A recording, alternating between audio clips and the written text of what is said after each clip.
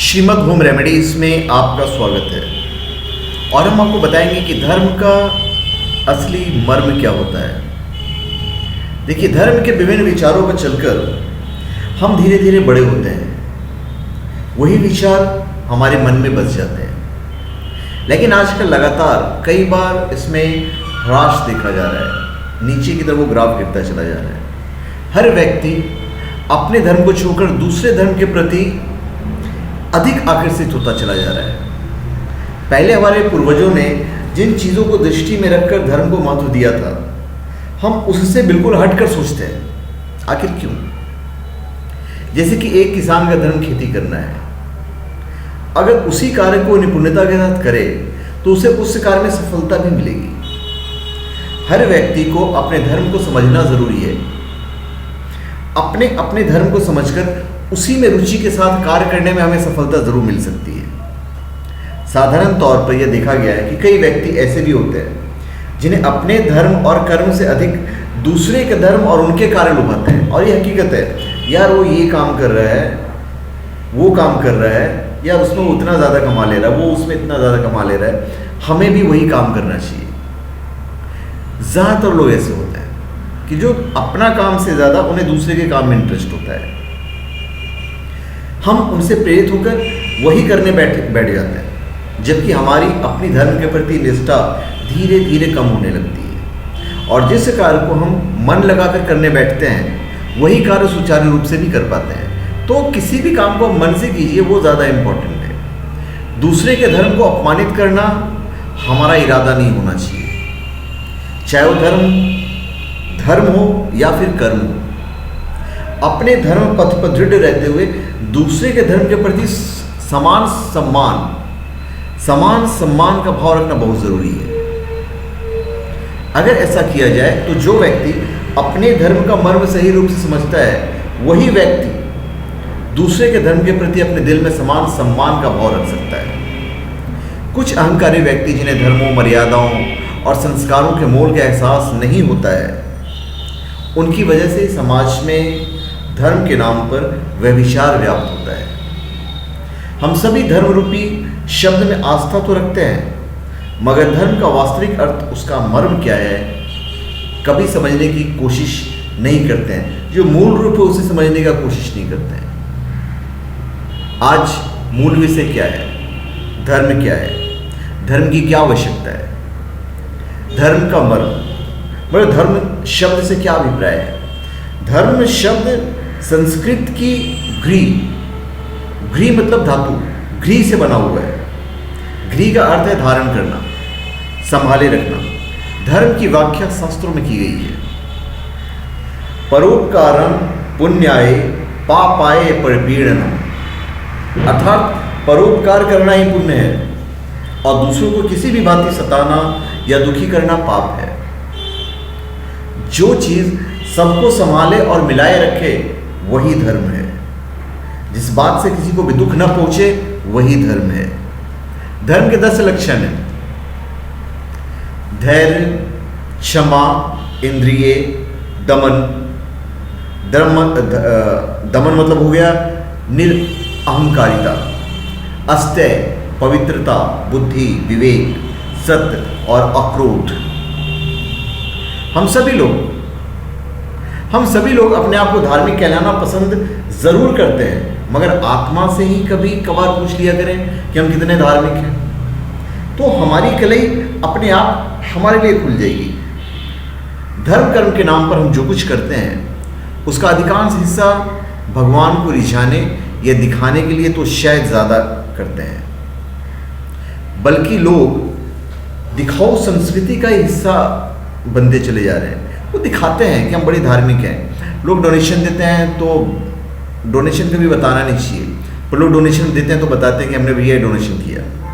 हम जो कुछ साधना और धर्म, ध्यान, भजन, पूजन आदि करते हैं, वो सब कुछ देवी या देवता के लिए करते हैं। मगर प्रायः देखा यह गया है कि हम लोगों को देखकर अपने हाथ, ओठ और जीभ चलाते हैं।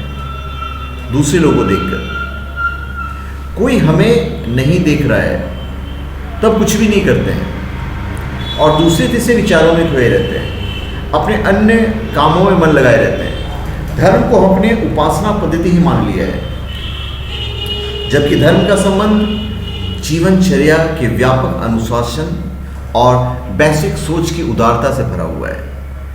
मन में राग द्वेष रखकर हम चले धर्म करने, तो यह तो एक विडंबना ही है। धर्म हमें वसुधैव कुटुंबकम के सिद्धांत को सिखाता है।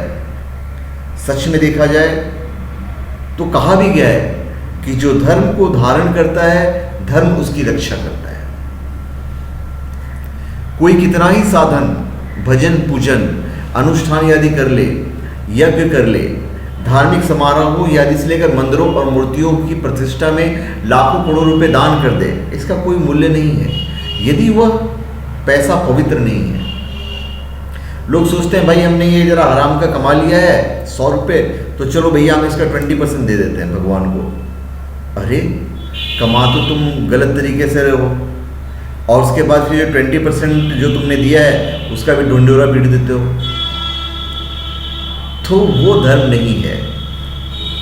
तो यह मेरा मानना है। और लोग की मान्यता क्या है, क्योंकि मैं अपने चैनल पे जो कुछ भी बोलते हैं मेरी अपनी मान्यता रहती है, डेमोक्रेसी है तो अपना मत रखने का हमको पूरा अधिकार है। धर्मानुरागी माने या ना माने, मुझे उससे कोई वास्ता नहीं, क्योंकि दुर्भाग्य से आजकल धर्म के नाम पर जो कुछ हो रहा है उसमें अधिकांश पैसा दूषित ही आता है।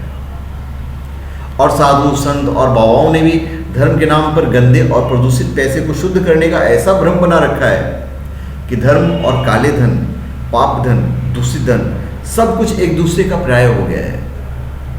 हम सभी लोगों को भ्रम है कि कितने ही काली कमाई कर लें, रिश्वतखोर बने रहें, भ्रष्टाचार से धन जमा करते रहें, उसका थोड़ा सा अंश हम धार्मिक कार्यक्रमों में, मंदिरों में और पूजा पाठ या बाबाओं साधु को इंगित कर दें, उनके चरणों में समर्पित कर देने से हमारे सारे पाप धुल जाएंगे और अनाचार, अनिति से धनार्जन का पाप समाप्त हो जाएगा। अरे ऐसा नहीं है। यही वजह है कि देश में हर तरफ धर्म के नाम पर गतिविधियों की हमेशा धूम मची रहती है।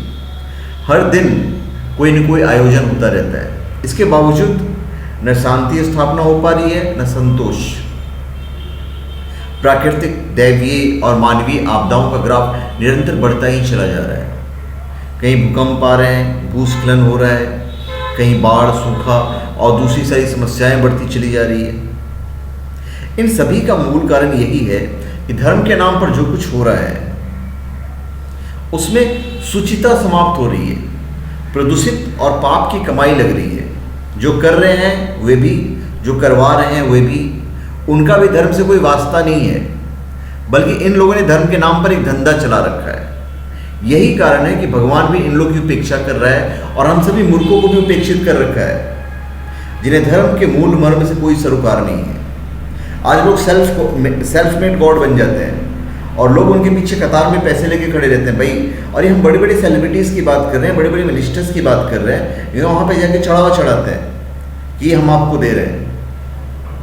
कभी उन सेल्फ मेड गॉड को उनके सिंहासन से उतार के कभी खुद वहाँ पे बैठ के देखो।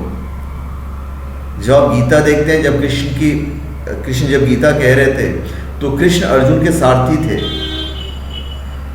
अगर उनको ये होता कि चलो भाई हम भगवान हैं, तो कृष्ण की जगह पे अर्जुन होते और अर्जुन की जगह पे कृष्ण होते, तो वो भगवान थे। आज के सेल्फ मेड जो गॉड हैं, जितने भी गॉड हैं, जहाँ पे वो बैठते हैं, जिस सिंहासन पे बैठते हैं, उस सिंहासन पे बैठ के उनको हटो और बोलो कि जरा हम यहाँ पे बैठते हैं, फिर उनके रिएक्शन देखो इन सेल्फ मेड गॉडों का। पर पैसे, आज के हमारे जितने बड़े नेता हैं, जितने बड़े पैसे वाले हैं, वहाँ चढ़ावा चढ़ाते हैं, उनके हाथ पाँव जोड़ते हैं, उनको भगवान मानते हैं। उनको लगता है कि हमारा कल्याण करेंगे। राजनीतिकों का तो समझ में आता है कि भैया जब इनको चढ़ावा चढ़ाएंगे तो इतने सारे जो फॉलोअर्स हैं उनका वोट ही मिल गया तो हमें काफ़ी है, उनका तक तो ठीक है। परंतु बड़े बड़े खिलाड़ी, बड़े बड़े बिजनेसमैन सब उनके यहाँ चढ़ावा चढ़ाते हैं। बिजनेसमैन की बात समझ में आती है कि फॉलोअर्स इतने ज़्यादा होते हैं सेल्फ मेड गॉडों का कि आपके एक फ़ोन पे आपका काम करा देंगे, तो चलो भाई आपका फ़ायदा हो गया। लगता है कि चलो ऊपर वाले की दया से पैसा मिल गया, बाबा अपने फ़ोन पे काम करवा देते हैं, परसेंटेज भी आ जाता है उनको। तो होता एक्चुअली यही है, वो क्या भगवान बनेगा? भगवान एक आम इंसान कैसे बन सकता है? असंभव चीज़ है।